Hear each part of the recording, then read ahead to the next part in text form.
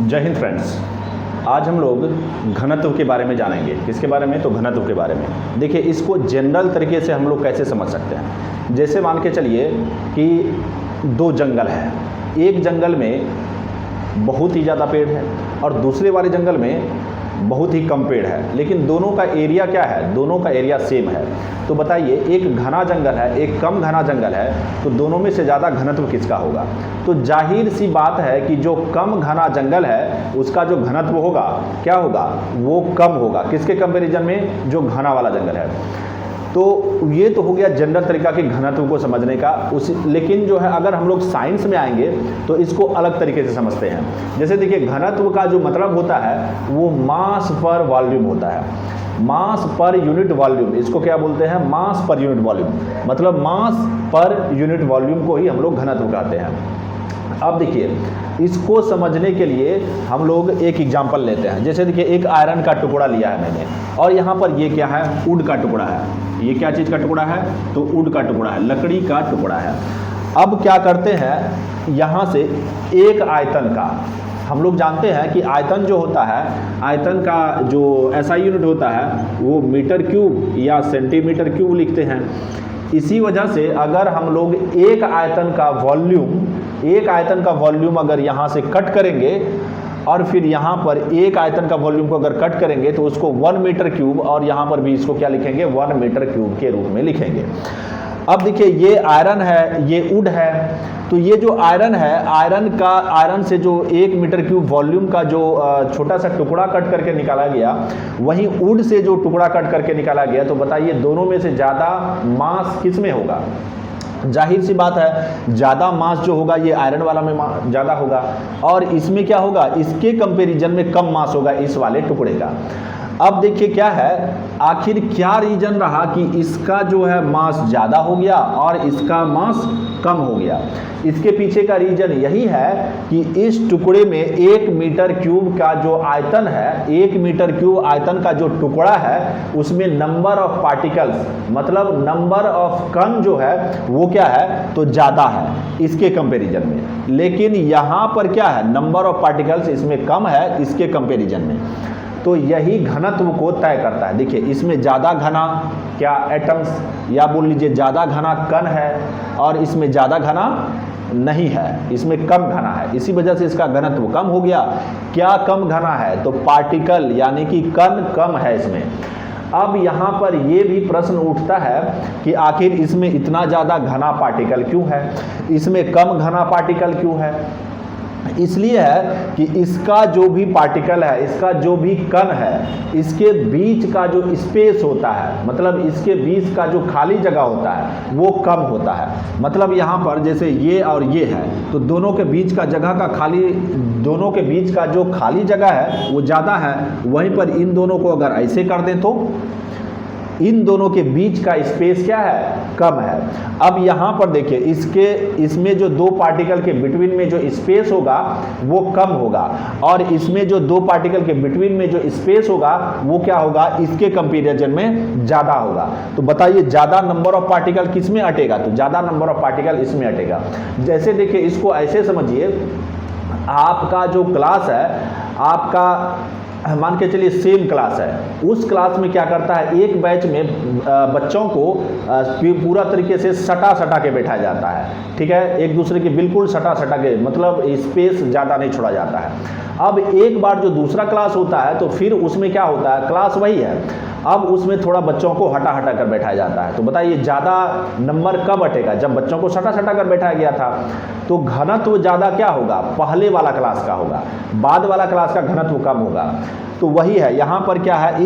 इसका जो पार्टिकल है, इसका जो कण है, इसके बीच का जो रिक्त स्थान है, मतलब इंटरमॉलिक्यूलर स्पेस जो है वो क्या है? तो कम है। इस वजह से सेम आयतन में इसका और इसका दोनों का आयतन क्या है? सेम है, लेकिन इसमें नंबर ऑफ पार्टिकल, मतलब नंबर ऑफ कण क्या है? ज़्यादा है। लेकिन यहाँ पर स्पेस क्या है हमारे डियर फ्रेंड्स?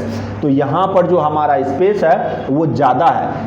तो यहाँ पर ये घनत्व का जो है कॉन्सेप्ट आपको अच्छे तरीके से समझ में आ गया होगा। अब देखिए, यहाँ पर जो हम लोग आते हैं, कि घनत्व का जो SI मात्रक होता है वो क्या होता है।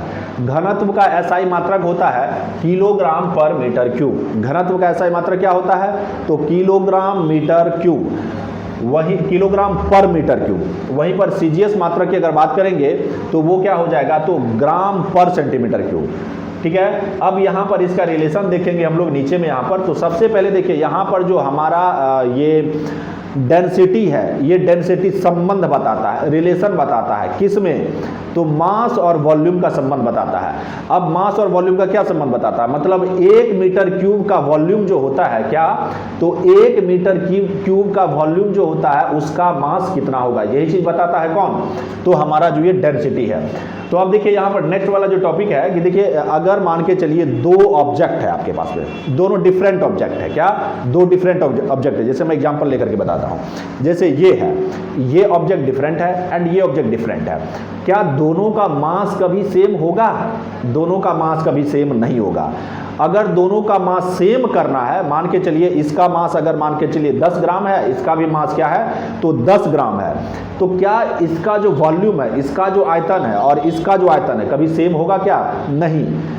इसके लिए क्या होगा, इसके इतना मतलब इसका 10 ग्राम का जो वेट है, इसका 10 ग्राम वेट बनाने के लिए क्या करना पड़ेगा, इसका आयतन को बढ़ाना पड़ेगा।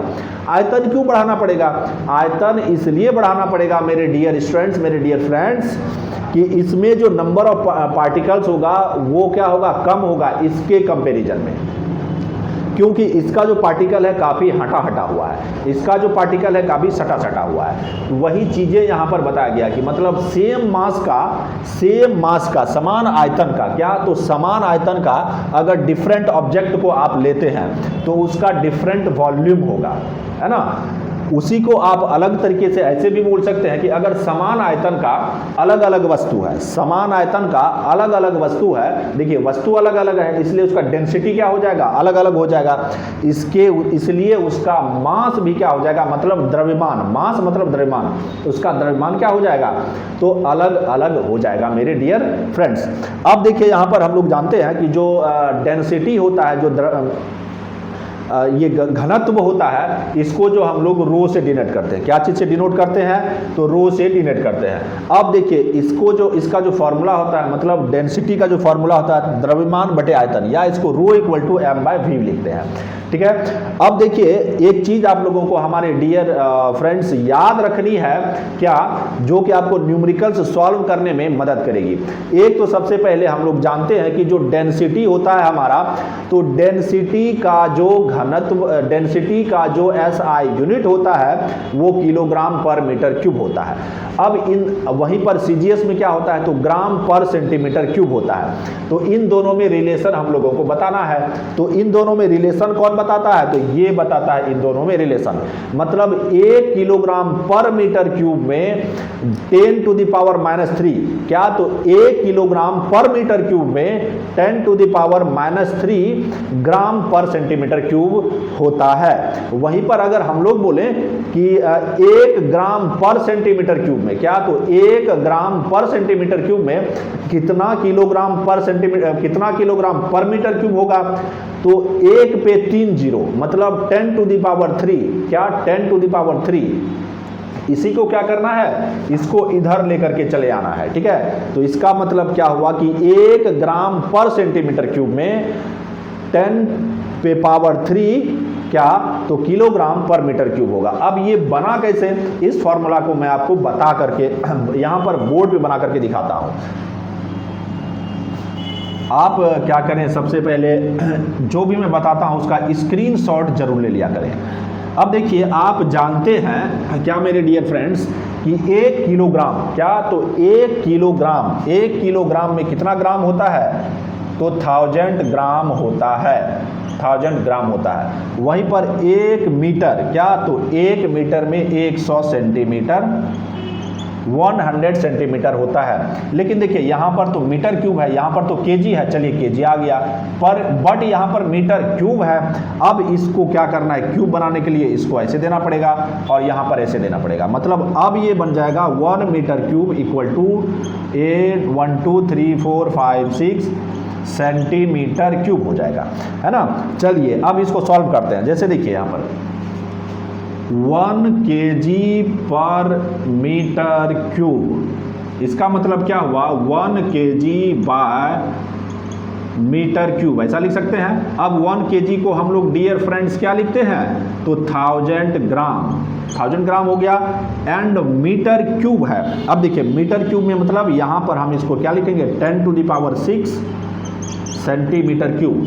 अब यहाँ पर क्या हो जाएगा, 10⁶ सेंटीमीटर क्यूब, यहाँ पर भी सेंटीमीटर क्यूब है। अब देखिए यहाँ पर हमारे डियर स्टूडेंट कि यहाँ पर ये हो गया 10⁻3, 10⁶, और इसको लिखेंगे ग्राम पर सेंटीमीटर क्यूब। अब इसको जब ऊपर लाएंगे तो ये क्या हो जाएगा, 10⁻, इसको मैं इधर बताता हूँ। अब देखिए क्या है कि 10⁻³ है ऊपर में, इसको जब ऊपर लाएंगे तो ये क्या हो जाएगा, 10⁻⁻6 ग्राम पर सेंटीमीटर क्यूब होगा। अब देखिए इसको जब आप सॉल्व करेंगे तो बेस और बेस सेम, मतलब 10⁻³ - 6 ग्राम पर सेंटीमीटर क्यूब, और इसको जब सॉल्व करेंगे तो 10⁻³ ग्राम per centimetre cube. Okay, and अब देखिए यहाँ पर तो मैंने बताया कि 1 kg पर मीटर क्यूब में क्या होता है, तो 10⁻³ ग्राम सेंटीमीटर क्यूब होता है, ग्राम सेंटीमीटर पर क्यूब। अब देखिए इसको मैं क्या करूँगा, चलिए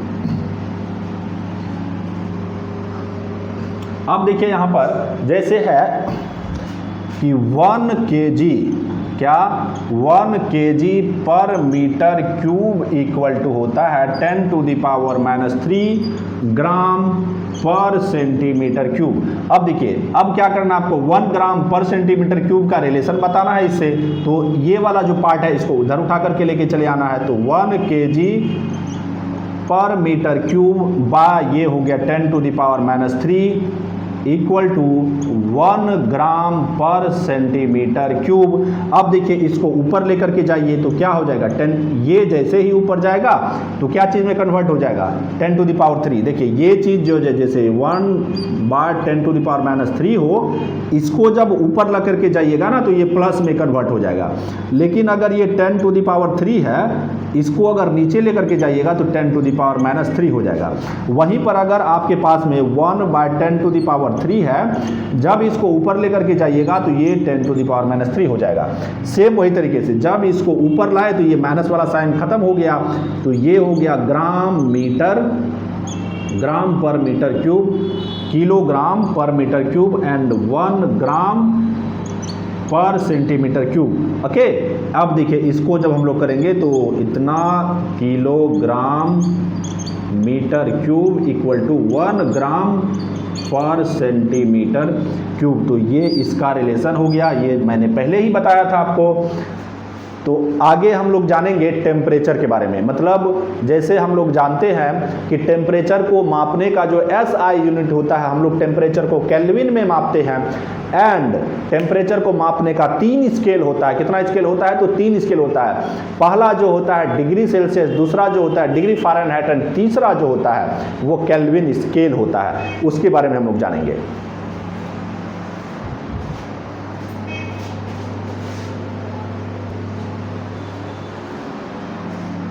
तो आज बस इतना ही, मिलते हैं आपसे अगले वीडियो में, तब तक के लिए जय हिंद।